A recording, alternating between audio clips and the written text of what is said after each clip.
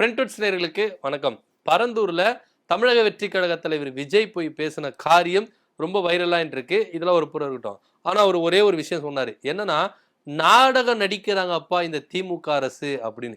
ஏன் அப்படின்னு பார்த்தீங்கன்னா, எதிர்க்கட்சியா இருக்கும் பொழுது விவசாயிகளுக்கு ஆதரவா இருக்கிறோம் அப்படின்னு சொல்லிட்டு 8 வழிச்சாலைய வந்து என்ன பண்ணாங்கன்னா தடுத்தாங்க. ஆனா இப்போ ஆட்சியில இருக்கும் பொழுது இதே விவசாயிகளுக்கு பரந்தூர்ல விமான நிலையம் கொண்டு வரணும் அப்படின்னு சொல்லிட்டு ஒத்த கால்ல நிக்கிறாங்க. உங்களுக்கெல்லாம் நாடகம் ஆடுறதுக்கு சொல்லி கொடுக்கவா வேணும் அப்படின்ற மாதிரிலாம் பேசியிருந்தாரு. இந்த மாதிரி பேசிட்டு விஜய்க்கு ஆதரவா பேசுற அதி புத்திசாலிகளுக்கு ஒரு சில பதிவுகள் என்ன அப்படின்னு பாத்தீங்கன்னா, திமுக 8 வழிச்சாலையை ஏன் புறக்கணிச்சாங்க அப்படின்னு பாத்தீங்கன்னா, அப்போ மத்திய அரசும் இங்க தமிழ்நாட்டுல ஆண்டுட்டு இருந்த எடப்பாடி பழனிசாமியும் 2 பேரும் கூட்டணியில என்ன பண்ணாங்க அப்படின்னு பாத்தீங்கன்னா, 8 வழிச்சாலையை புதுசா போடணும் அப்படின்னு சொன்னாங்க. ஆனா திமுக என்ன சொன்னாங்கன்னா, எதுக்கு நீங்க வந்து புதுசா போடணும், அதுக்கு எதுக்கு நிலையத்தை நீங்க கையகப்படுத்தணும், இப்ப இருக்கிற பைபாஸை நீங்க என்ன பண்ணலாம், 4 வழிச்சாலையை 8 வழிச்சாலையா நீங்க என்ன பண்ணலாம், எக்ஸ்டெண்ட் பண்ணலாமே, இதுக்குன்னு புதுசா நீங்க வந்து என்ன பண்ணணும், நிலத்தை கையகப்படுத்தணும், அதுக்குன்னு நீங்க வந்து ரோட கிரியேட் பண்ணணும், அது எது வந்து தலையை சுத்தி மூக்க தொடருது, ஆனா இருக்கிற 4 வழிச்சாலையே அப்படி 8 வழிச்சாலையா நீங்க வந்து எக்ஸ்டெண்ட் பண்ணிக்கலாமே, சோ இதுக்கு எதுக்கு நீங்க புதுசா நிலத்தை கையகப்படுத்தணும், அது விவசாயிகளுக்கு வேதனை கொடுக்கிற விஷயமாச்சே, அதனால 8 வழிச்சாலையை நாங்க எதிர்க்கிறோம் அப்படின்னு அந்த எண்ணத்துக்காக தான் என்ன பண்ணாங்க, திமுக 8 வழிச்சாலையை எதிர்த்தாங்க. ஆனா இங்க பரந்தூர்ல விமான நிலையம் கொண்டு வரணும்னு சொல்லிட்டு ஏன் ஆதரிக்கிறாங்க அப்படின்னு பாத்தீங்கன்னா, கிட்டத்தட்ட வந்து பாத்தீங்கன்னா சென்னையில வந்து இப்ப இருக்கிற விமான நிலையம் வந்து கொஞ்சம் சின்னதுதான். சர்வதேச விமானங்கள் அங்க வந்துட்டு போறதுக்கு இடம் பத்தல அப்படின்றதுதான் நிதர்சனமான உண்மையா இருக்கு. இப்ப நம்ம வந்து சர்வதேச விமான நிலையங்களுக்கு போனோம், வெளிநாடுகளுக்கு போனோம் அப்படின்னு பாத்தீங்கன்னா, இப்ப நம்ம பெங்களூரோ ஹைதராபாத்தோ இந்த மாதிரி இடங்களுக்கு தான் நம்ம என்ன பண்ணணும், அங்கிருந்து போயிட்டு தான் பிளைட் ஏறி போனோம். ஆனா இதுவே பரந்தூர்ல விமான நிலையம் வந்துருச்சுன்னா சர்வதேச விமானங்கள் வந்துட்டு போறதுக்கு இது வந்து ஏதுவா இருக்கும்.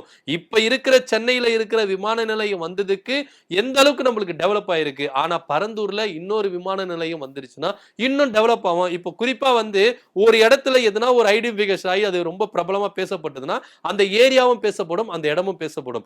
அது போலதான் உதாரணத்துக்கு நீங்க சொல்ல போனா சென்னை கோயம்பேடுல என்ன பண்ணாங்க, பஸ் ஸ்டாண்ட் பிராட்வேல இருந்தது பஸ் ஸ்டாண்டு, அதுக்கப்புறம் சென்னை கோயம்பேடுல கொண்டு வந்தாங்க. அதுக்கப்புறம் வந்து பாத்தீங்கன்னா அப்பவே கோயம்பேடுல எதுக்கு போனோம், இவ்வளவு லாங் போனோமா அப்படி இப்படின்னு பேசியிருந்தாங்க. அப்புறம் கோயம்பேடு வந்து பேசப்பட்டது ஒரு முக்கியமான ஒரு இடமா கருதப்பட்டுச்சு. இப்ப கோயம்பேடுல இருந்து கிளாம்பாக்கத்துக்கு கொண்டு போனாங்க. கிளாம்பாக்கத்துல கொண்டு போகும்போது அங்கேயே எதிர்ப்புகள் அதிகமா இருந்தது. என்னங்க நீங்க கோயம்பேடுல இருந்து கிளாம்பாக்கத்துக்கு கொண்டு போறீங்க, இது ரொம்ப தொழுவு இல்லையா அப்படி இப்படின்னு சொன்னது. ஆனா இப்ப கிளாம்பாக்கத்துல போனோம்னு பாத்தீங்கன்னா அந்த இடம் வந்து பாத்தீங்கன்னா ஒரு ஐடென்டிபிகேஷன் இடமா ஆயிருச்சு. இப்ப கிளாம்பாக்கத்தை சுற்றி ரயில்வே நிலையங்கள், மெட்ரோ, மார்க்கெட்டுகள் இது மாதிரி நிறைய அங்க இந்த இடத்துல வந்துரும். சோ அது மாதிரி தான் பரந்தூர்ல விமான நிலையம் கொண்டு வரப்பட்டுச்சுன்னா அந்த இடமும் இப்ப ஒரு ஐடென்டிபிகேஷனா ஒரு இடமா வந்துரும். நிறைய தொழிற்சாலைகள் வரும், வேலை வாய்ப்புகள் வரும். ஏன் அப்படின்னு பாத்தீங்கன்னா நிறைய சரக்கு விமானங்களும் வந்துட்டு போறது வந்து இப்ப இருக்கிற சென்னையில இருக்கிற அந்த விமான நிலையம் போதுமானதா இல்ல. பரந்தூர்ல விமான நிலையம் வந்துருச்சுன்னா நிறைய சரக்கு விமானங்களும் வரதுக்கு வாய்ப்பு உண்டு.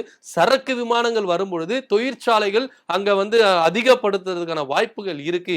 இதன் மூலமா வேலை வாய்ப்பு வரதுக்கும் தயாரா இருப்பாங்க அப்படின்றத சொல்றாங்க. சோ பரந்தூர் விமான நிலையம் வர்றதுக்கு வந்து திமுக அரசு ஆதரிக்கிறதுக்கு இதான் மெயின் காரணமா இருக்கு. தமிழ்நாடு இன்னும் வளர்ச்சி அடையும். ஒருவேளை 10 வருஷத்துக்கு முன்னாடி வந்ததுன்னா பெங்களூர், ஹைதராபாத்தை காட்டிலும் தமிழ்நாடு என்ன பண்ணிருக்கும், ரொம்ப பெரிய வளர்ச்சி மாநிலமா இருந்திருக்கும். அதை நம்ம கண்கூடவே பார்த்திருப்போம்.